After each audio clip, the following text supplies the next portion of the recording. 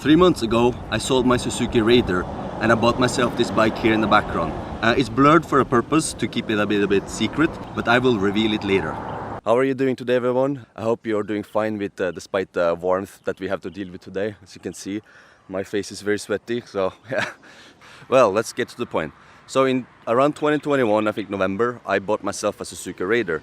I was expecting it to be a really fun bike, and it was. It's just that it's too small for me. I am 6'1", and it just really doesn't fit me at all. The sitting position is very uncomfortable. So eventually I decided to sell it around 3 months ago. And when I bought it, I thought I just needed a bike that is good for city riding. But eventually my requirements for a bike has changed. Now I want a bike that is good for adventure riding. It needs to be comfortable, good for long rides, and it also should be for off-roading as well. So in the end, I decided to sell the Raider. As you can see, I barely used it, so I sold it for almost brand new. It only had like 600 kilometers range, so it was very unused. So with all that said, let's reveal this bike here now. This is the Honda 150L, a lightweight adventure bike with a 150cc engine. Well, why did I buy the XR150? Well, first and foremost, it's very cheap. You can get this one brand new for less than 100,000 peso, I think, and it's also very reliable. I mean, I read a lot of stories online and it seems like an indestructible beast. Next is that it is much more comfortable for me. So the seat here is actually, looks very similar to high-end adventure bike seats. I read online it's super comfortable, and I can attest that because I've been riding it a few times for hours at length, and I had no problem with discomfort on sitting, unlike the Raider. And the sitting position is also very good. As you can see, yeah, again, this one is better for me. As you might notice, it's a little bit lifted. I will get more into that later, but this one here just really feels as if it's made for me. Additionally, it's a very famous lightweight adventure bike here in Southeast Asia, so parts are abundant and there's a lot of people who have experience with it. Now the engine is 150. It's okay. It's not like the most powerful one. Some people say it's underpowered, and it's not particularly a fast bike, but in my opinion it does it just fine. It actually has good torque, and you don't really need to go fast here in Philippines. I think 80 kilometers an hour is the fastest you should ever go. And it also has a really big fuel tank. I think it's around 12 liters, and with the kind of small engine that gives you around 400 kilometers of range. That's insane, actually. As for city riding, you might be thinking this one is an awful idea, but in my opinion, I had no problem. I've been riding into Manila for a few times with this, no problem whatsoever, aside from the fact that the handlebars are a bit wide, so overtaking between vehicles is a bit more difficult, so I had to stop sometimes before I hit the side mirrors. But this one I had no problem at all otherwise. It's super nice. So this one is not a brand new bike. I bought this 3 months ago roughly in Calamba, shortly after I sold the Raider. And the guy has actually lifted it around 2 inches on the front and the rear. And also added a new handlebar that is also lifted a little bit. I don't want to disclose what I bought it for, but I think it's a very good deal because it has only 2,000 kilometers on the odometer. And it's also 2020 model, so it's quite recent. Also, it has a Kropovich exhaust system, which sounds amazing. And even if I'm very happy with the condition I bought it in, I still had to do some modifications. First and foremost, the rear rack was missing. The previous owner took it off, and he didn't have it, so I had to order a new one. And our rear rack is very important if you're going to mount a top box, which is a very basic thing you need when doing adventure riding. Next, the ignition system eventually started failing a little bit. It still works to some extent, but it's better to just replace it. So I got that. And the last thing that was broken was the speedometer gearbox, which completely failed eventually. But it's just like a 500 peso part, so it was easy to replace. And one very important upgrade I did was the phone mount, which is a quad lock. Now this is a phone case you buy and you can mount it here. I totally recommend it because it's very easy to put it on. There. Now it's on, completely solid. And to take it off, you just twist it like this. Very easy. And yes, I know there's a plastic here, but I haven't really decided to remove it yet. It kind of looks cool, and I don't want to scratch this. It just looks very nice. Now I ordered these things through an official Honda dealer, and actually all of them arrived within less than a month. parts, except for 2 tiny screws for the rear rack, which took basically 2 months.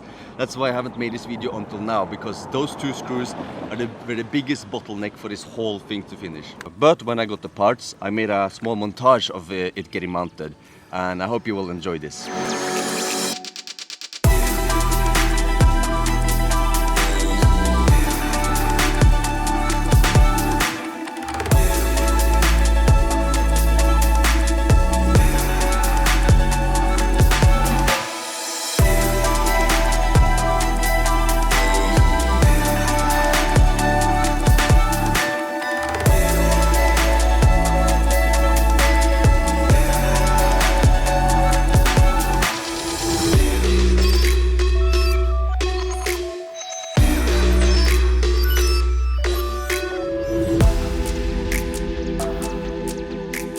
And the last modification I did was to change the sprocket gearing.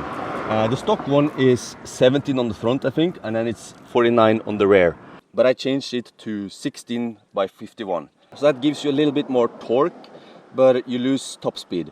But again, you don't really need top speed in this country. 100 kilometers is just fine. It's very subtle, but I noticed it a little bit when I failed to reach a top speed of 110. Now I can only do roughly 100. Although it's probably less considering speedometer sometimes over-exaggerates. Maybe it's gonna be easier to do wheelies now with this gearing. I haven't tried yet, and you could do wheelies on the stock, but I think maybe this one will be much easier. So let's go check out.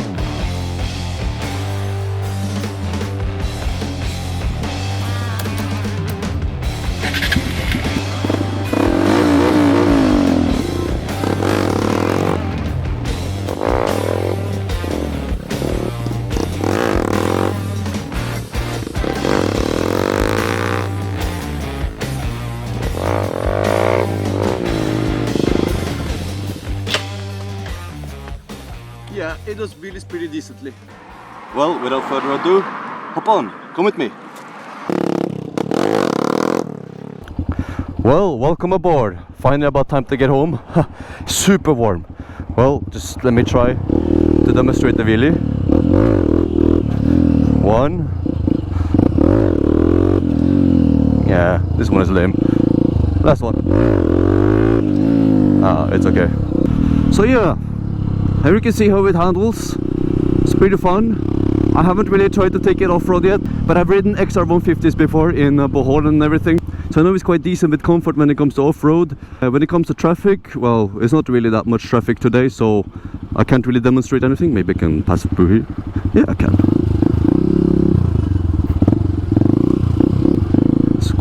It's not so much traffic today, it's Saturday.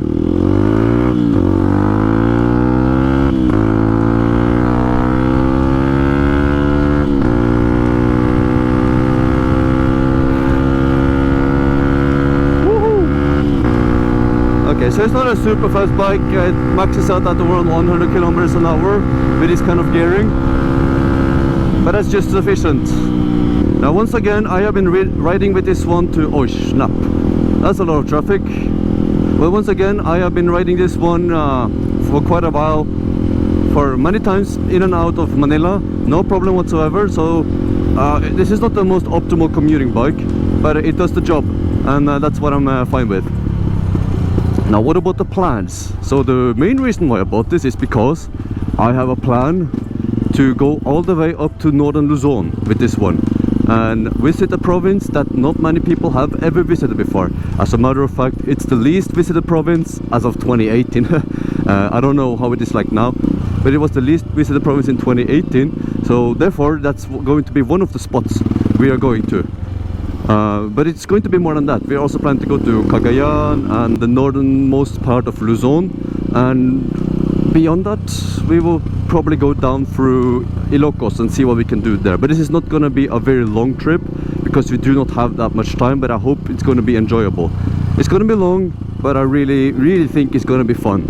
So now when I have this bike, expect a bit more adventures to come with this motorcycle, because this one I love it. It's very nice to ride. It's very fun. It's basically what I need now. I don't really need a KTM or anything with a bigger engine. This one really does the thing. I'm really happy with this. So I hope you enjoyed this video here, and it has also given you sort of like a slight review of the Honda XR. I don't have much problems with it. Maybe the only thing that I think applies to it is that the engine is not the most powerful, but again, it does the job just fine here in Philippines at least. So I hope you enjoyed. Please like the video, subscribe to my channel if you're new. Also hit the bell notification for more videos to come, and also follow me on Instagram. And until then, see you in the next adventure, especially on this motorcycle here. Bye bye.